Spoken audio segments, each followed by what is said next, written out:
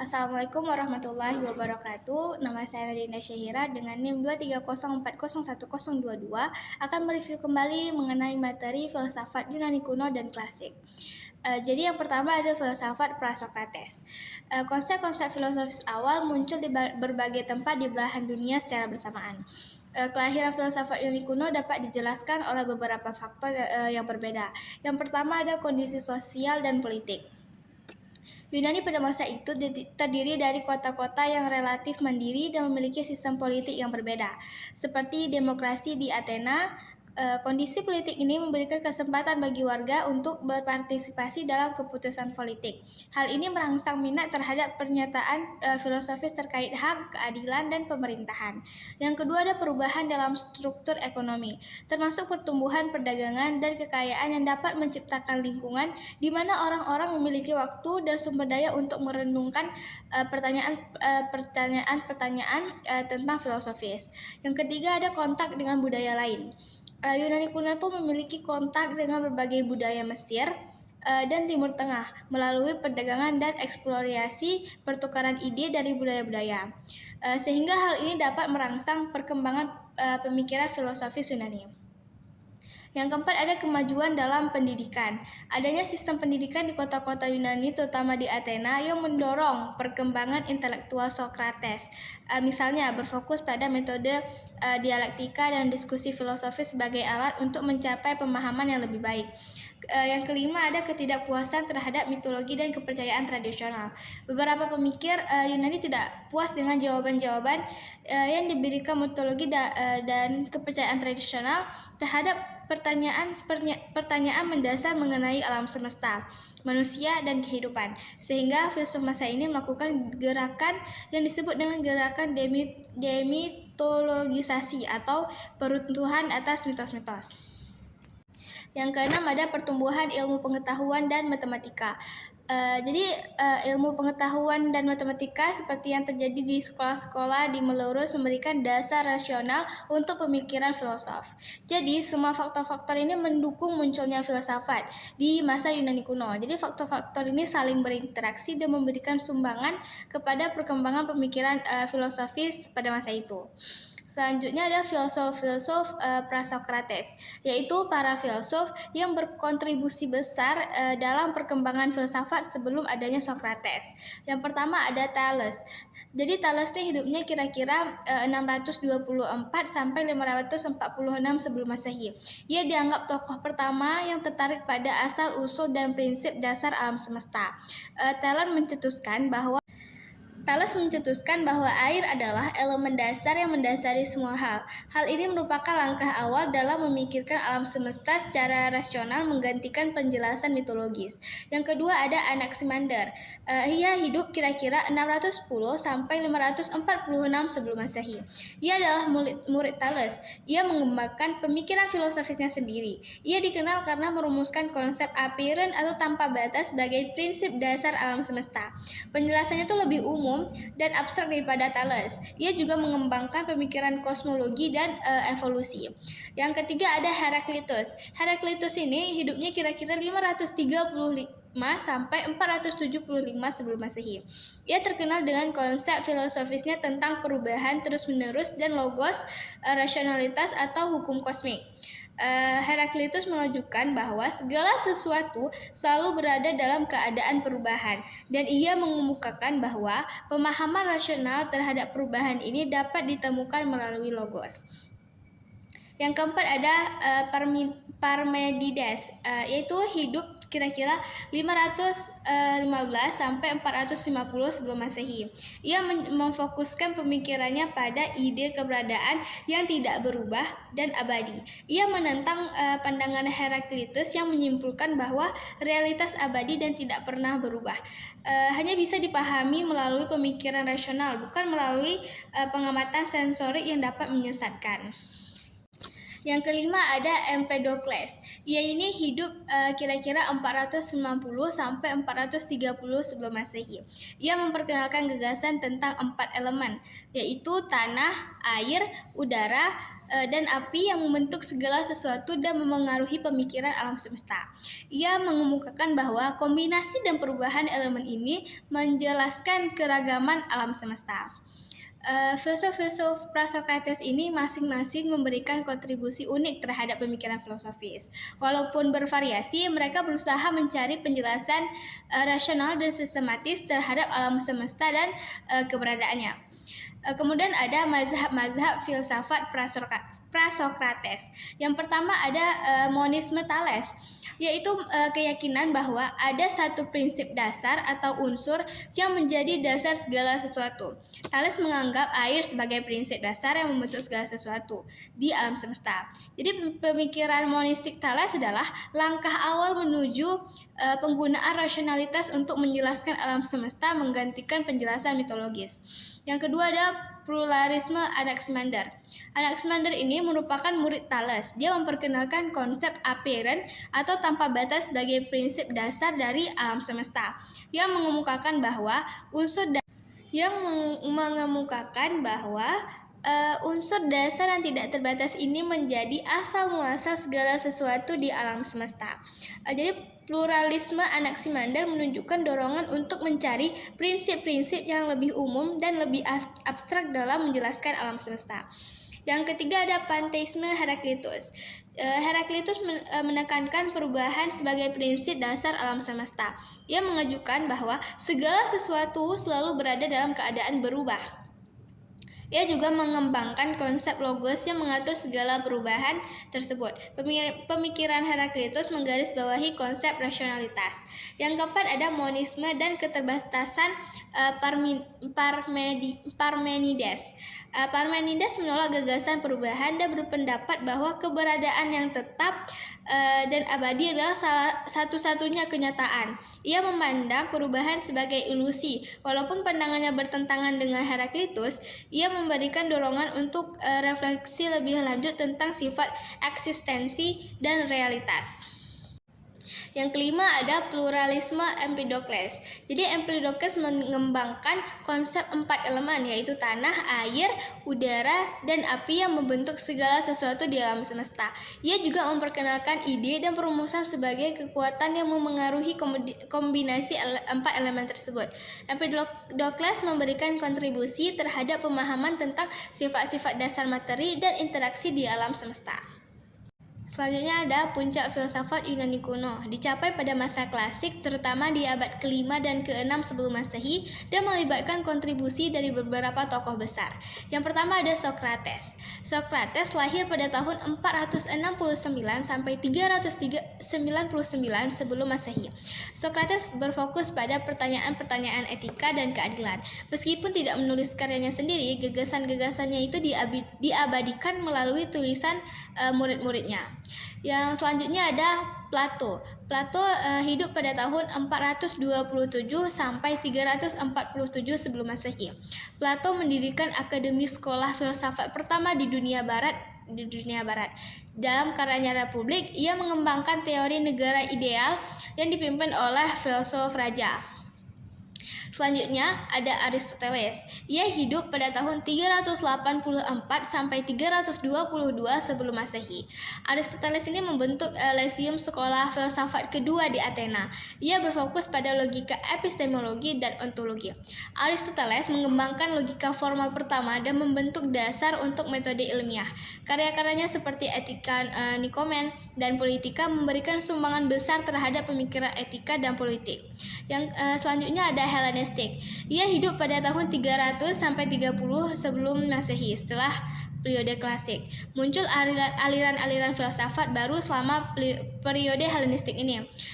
Stokisme yang menekankan pada etika dan ketenangan batin dipimpin oleh filosof-filosof seperti Zeno, Aristium, dan Seneca. Epikureanisme yang menitik beratkan pada pencarian kenikmatan yang bermakna diperkembangkan oleh Epikuros. Skeptisisme yang menekankan keraguan-raguan dan ketidakpastian dianut oleh filosof-filosof seperti Pyrrho. Kontribusi pada pemikiran hukum dan politik. Plato dan Aristoteles memberikan kontribusi besar pemikiran politik dan hukum. Plato mencetuskan ide negara ideal, republik, sedangkan Aristoteles memberikan analisis yang mendalam tentang berbagai bentuk pemerintahan dalam politika. Pemikiran etika yang mendalam, filsuf seperti Socrates, Plato, dan Aristoteles merumuskan gagasan-gagasan etika yang mendalam termasuk konsep kebajikan, keadilan, dan tujuan hidup yang bermakna. Jadi periode ini menciptakan dasar bagi banyak pemikiran filosofis di masa-masa selanjutnya dan memberikan kontribusi besar terhadap perkembangan filsafat dan ilmu pengetahuan di dunia barat. Yang pertama ada filsafat Socrates. Socrates adalah salah satu figur sentral dalam sejarah filsafat Yunani kuno. Meskipun ia tidak meninggalkan tulisan-tulisan resmi, pemikirannya dicatat oleh murid-muridnya, terutama Plato, melalui dialog-dialog filosofis yang menggambarkan metodenya. Berikut adalah beberapa aspek mendalam mengenai filsafat Socrates. Yang pertama ada metode dialektika. Jadi Socrates itu dia terkenal dengan metode dialektika, yaitu suatu proses dialogikal di mana dia berkomunikasi dengan orang lain melalui pertanyaan-pertanyaan tajam dan kritis.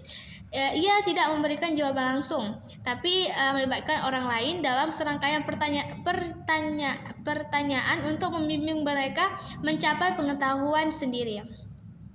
Prinsipnya bahwa melalui pertanyaan dan diskusi, seseorang dapat mencapai pemahaman yang lebih mendalam dan mengatasi ketidakpastian. Jadi metode dialektika ini yang digunakan oleh Socrates melibatkan pertanyaan dan jawaban dalam bentuk dialog atau percakapan untuk mencapai pemahaman dan kebenaran. Jadi Socrates itu tidak memberikan jawaban langsung kepada murid-muridnya, tapi menggunakan pertanyaan-pertanyaan tajam dan kritis untuk membimbing murid-muridnya ini mencapai kesimpulan sendiri. Kedua, ada pengetahuan diri. Jadi Socrates ini mengajarkan bahwa pengetahuan diri adalah kunci utama menuju kehidupan yang lebih baik dan bijaksana. Ia berpendapat bahwa kebajikan sejati berasal dari pemahaman diri sendiri dan kesadaran atas kekurangan dan kelebihan diri. Jadi pemahaman diri juga melibatkan pengakuan dan keterbatasan pengetahuan seseorang. Jadi Socrates ini menyatakan bahwa ia lebih bijak daripada yang lain karena ia tahu bahwa ia tidak tahu banyak hal.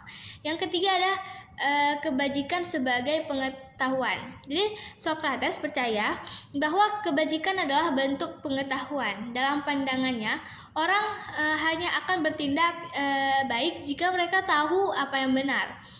Maka dari itu, ketika seseorang berbuat salah, itu disebabkan oleh ketidaktahuan, bukan dari keinginan jahat seseorang tersebut. Jadi pemahaman yang benar tentang kebaikan akan menghasilkan tindakan yang baik, dan oleh karena itu pengetahuan merupakan kunci untuk kehidupan yang lebih etis. Yang keempat ada kritisme terhadap sofisme. Jadi Socrates sering menentang sofisme yang merupakan bentuk pemikiran yang memandang bahwa kebenaran itu relatif dan dapat dimanipulasi.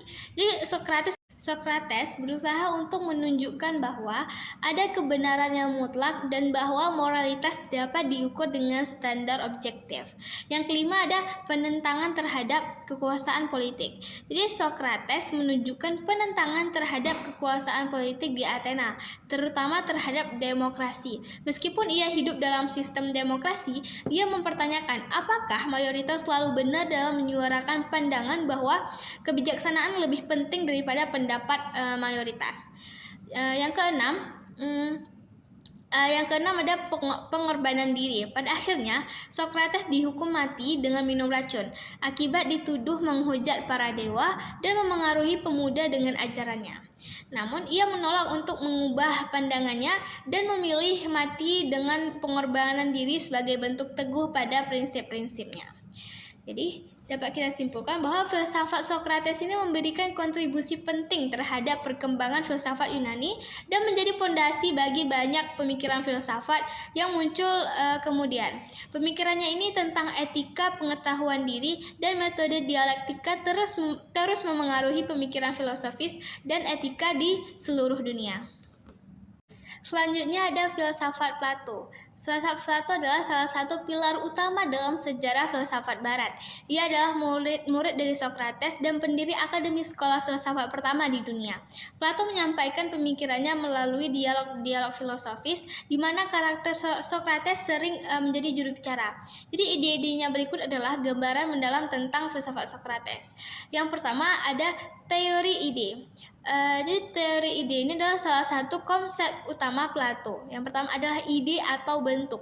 Jadi Plato meyakini bahwa dunia material yang kita lihat hanyalah bayangan dari dunia ide yang abadi dan sempurna.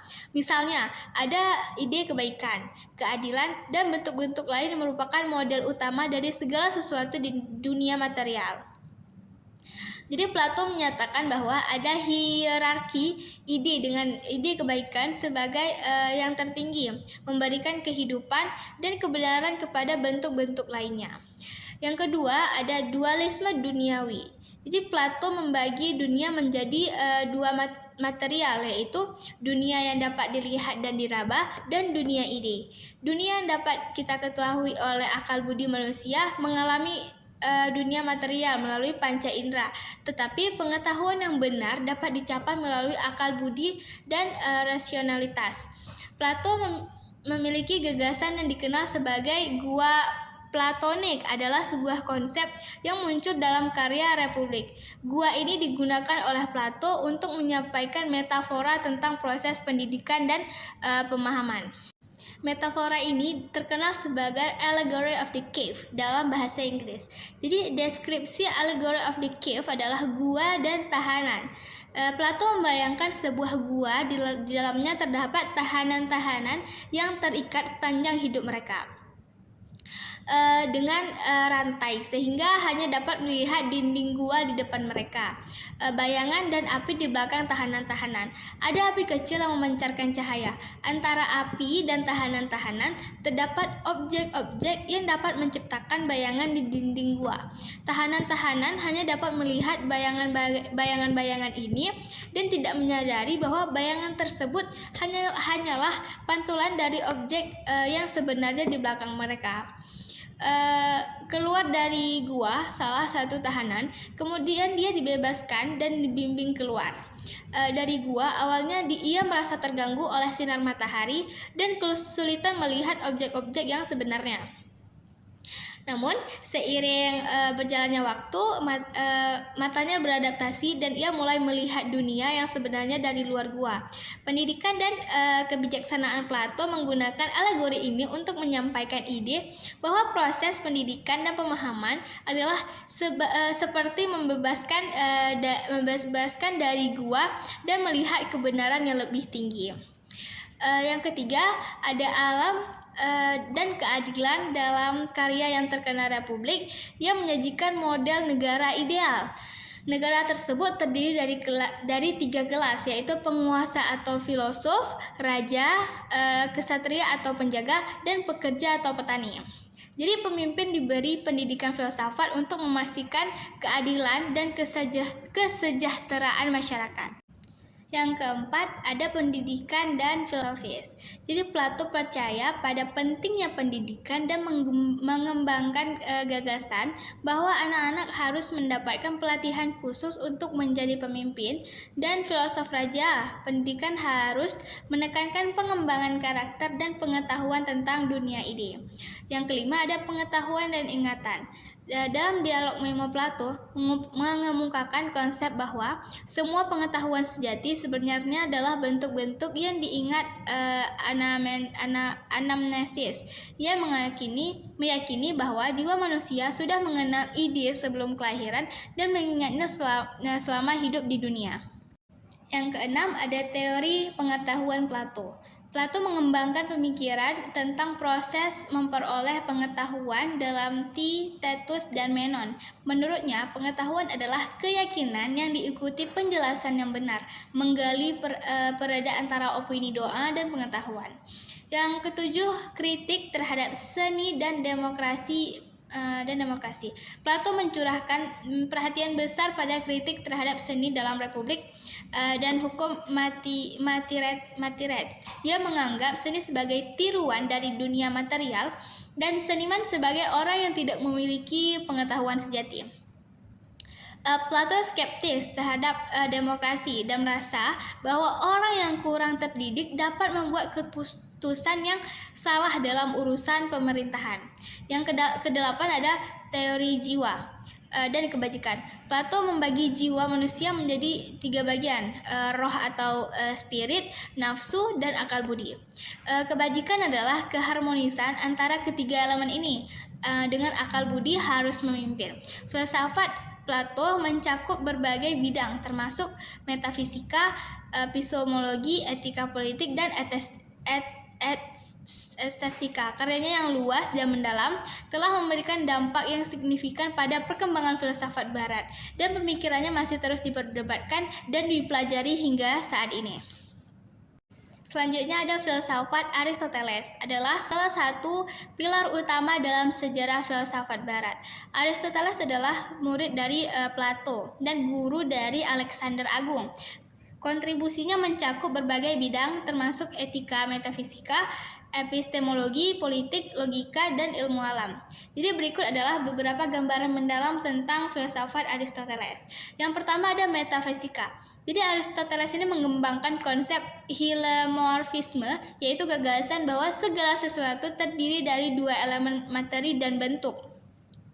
Materi adalah substansi yang mendasari, sedangkan bentuk adalah karakteristik atau esensi yang membuat suatu benda menjadi apa adanya.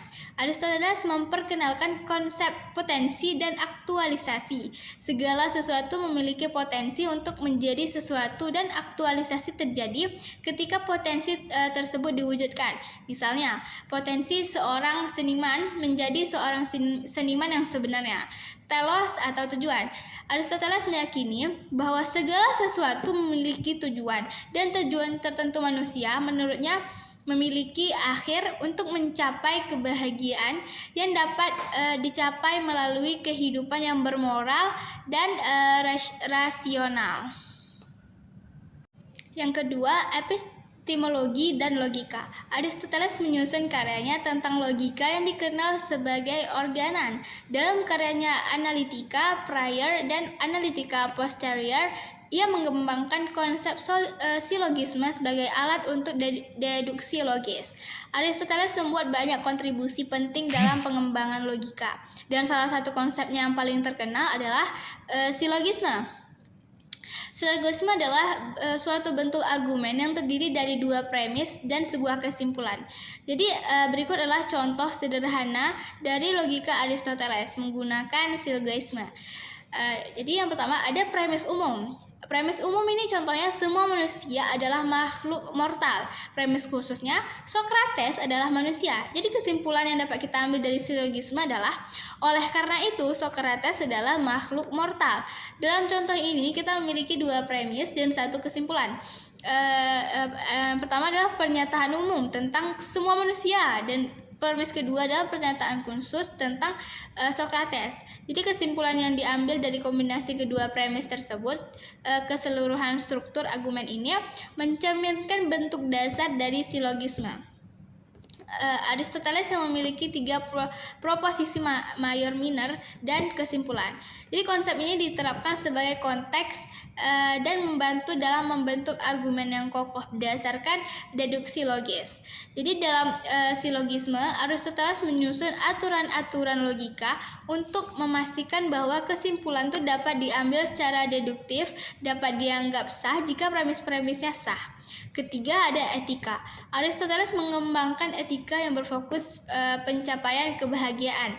Ia pendapat bahwa kebahagiaan dapat dicapai dengan mencapai potensi terbaik manusia melalui praktik kebajikan dan hidup sesuai dengan akal budi. Aristoteles mengidentifikasi kebajikan etika sebagai kebajikan moral yang terletak di tengah-tengah antara kekurangan dan kelebihan, yaitu antara doxa dan hubris. Contohnya, keberanian adalah kebajikan yang terletak di antara penakut dan pemberani yang berlebihan. Keempat, politik dalam karyanya Politika. Aristoteles merancang teori negara ideal yang diilhami oleh observasi terhadap berbagai bentuk pemerintahan. Pada zamannya, ia menunjukkan preferensi terhadap monarki konstitusional sebagai bentuk pemerintahan yang baik.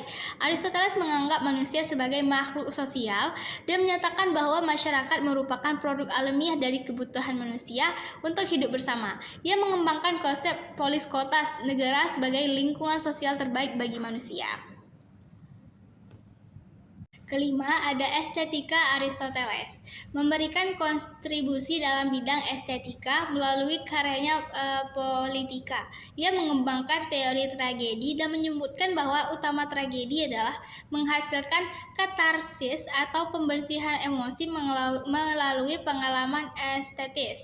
Keenam, ilmu alam. Aristoteles menjadi pelopor dalam pengamatan ilmiah dan klasifikasi makhluk hidup. Karyanya Historia Animalium menjadi salah satu karya terawal dalam zoologi dan biologi. Komparatif Aristoteles memberikan kontribusi pada pemikiran fisika dengan menyusun ide-idenya tentang gerak potensi dan aktualisasi serta konsep tempat dan waktu. Filsafat Aristoteles memberikan dasar bagi banyak pemikiran filosofis dan ilmiah di seluruh dunia. Karya-karyanya yang mendalam dan beragam terus mempengaruhi banyak disiplin ilmu, dan pendekatannya yang komprehensif terhadap filsafat membuatnya menjadi salah satu tokoh sentral dalam sejarah filsafat Barat. Kemudian ada filsafat Stoikisme. Filsafat Stoikisme adalah aliran filsafat Yunani kuno yang berkembang pada abad ketiga sebelum Masehi dan memiliki dampak yang signifikan pada perkembangan pemikiran etika dan filosofis di dunia barat. Jadi ada beberapa gambaran mendalam tentang filsafat Stoikisme. Jadi Stoikisme ini berasal dari Park Stoa, tempat berkumpulnya para filsuf di Athena, khususnya Zenon dari Citium. Ia lahir pada tahun 334 sampai 262 sebelum Masehi. Ia dianggap sebagai pendiri aliran ini. Stoikisme kemudian berkembang dengan kontribusi dari tokoh-tokoh Cleanthes, Crispus, Seneca, Epictetus, dan Marcus Aurelius. Stoikisme mengajarkan bahwa alam semesta diatur oleh logos, suatu prinsip rasional atau hukum kosmik. Logos dianggap sebagai pemimpin utama dan penyelarasan dari segala sesuatu. Dalam alam, hukum alam mengikuti logos, dan manusia diharapkan hidup sesuai dengan hukum ini. Stoikisme menganut pandangan determinisme, yaitu keyakinan bahwa segala sesuatu terjadi sesuai dengan suatu takdir yang ditentukan. Manusia diharapkan menerima takdirnya dengan ketenangan dan kedamaian batin. Antaraksi adalah ketenangan batin dan ketenangan jiwa yang dicapai dengan menerima takdir dan hidup sesuai dengan apatia adalah keadaan ketidakpedulian terhadap emosi ekstrim, sehingga manusia dapat menjalani kehidupan dengan kedamaian dan ketenangan. Stoisme menekankan kebijaksanaan dan kebajikan sebagai tujuan hidup utama. Kebajikan dicapai melalui pengembangan karakter moral dan akhlak yang sesuai dengan logos, termasuk kebijaksanaan, keberanian, keadilan, dan ketaatan.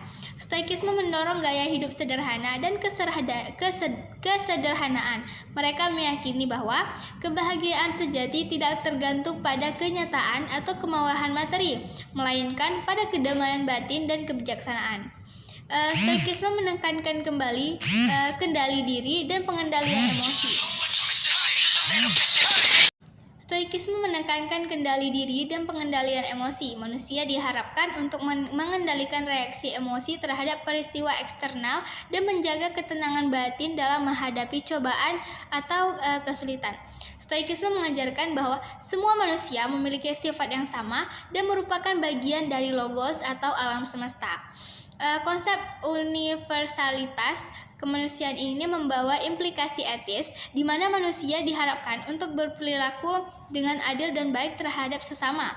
Salah satu tokoh stoikisme terkenal yaitu Epictetus mengajarkan konsep bahwa manusia dapat mengendalikan pikiran dan tindakan mereka sendiri.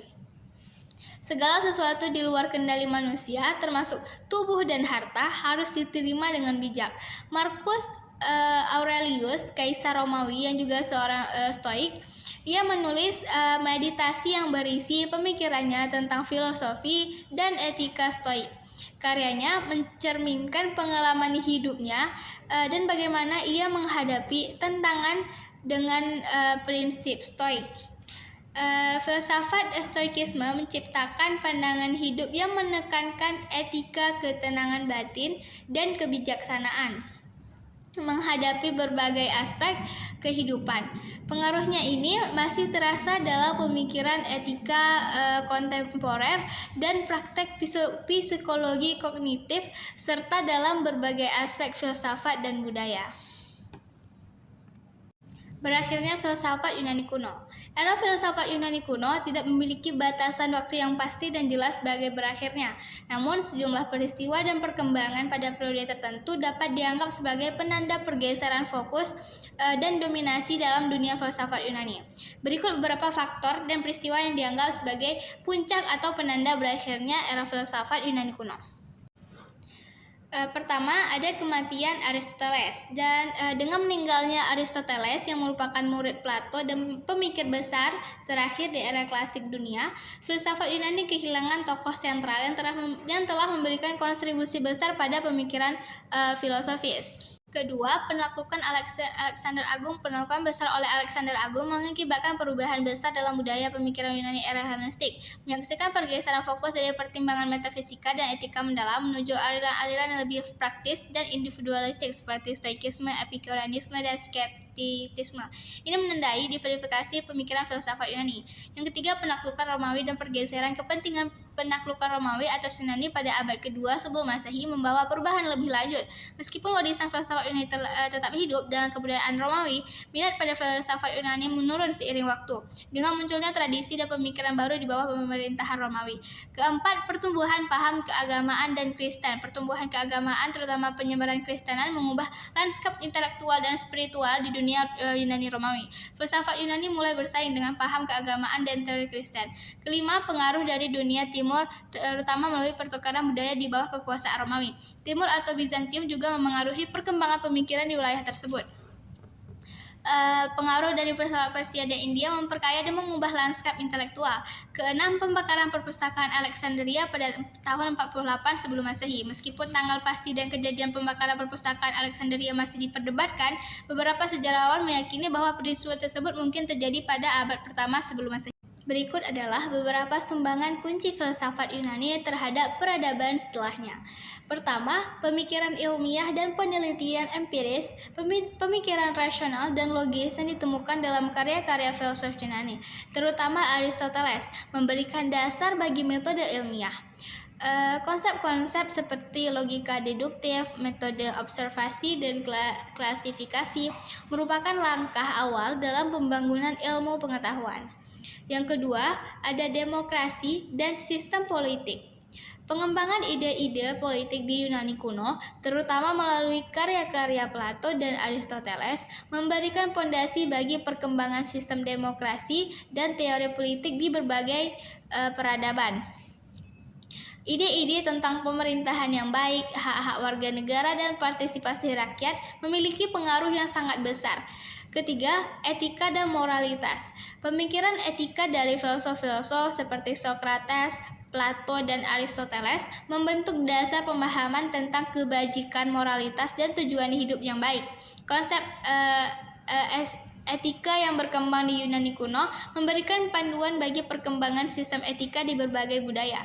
Keempat, estetika dan karya seni estetika Yunani kuno, terutama yang terungkap dalam karya-karya Plato dan Aristoteles, memengaruhi perkembangan seni arsitektur dan sastra kriteria. Keindahan dan keharmonisan yang mereka ajarkan masih memengaruhi apresiasi seni hingga hari ini. Kelima, pendidikan dan filosofi hidup. Pendekatan pendidikan yang diusulkan oleh Plato dan Aristoteles memberikan dasar bagi perkembangan sistem pendidikan di banyak masyarakat. Pemikiran mereka tentang tujuan pendidikan dan nilai-nilai yang seharusnya diajarkan masih relevan dalam konteks pendidikan modern. Yang keenam adalah logika dan metodologi penalaran. Filsuf Yunani, terutama Aristoteles, mengembangkan prinsip-prinsip logika formal yang menjadi dasar bagi metode ilmiah dan penalaran yang akurat. Kontribusi mereka membedakan antara premis dan kesimpulan, serta mengidentifikasi kesalahan argumen memiliki dampak yang begitu besar.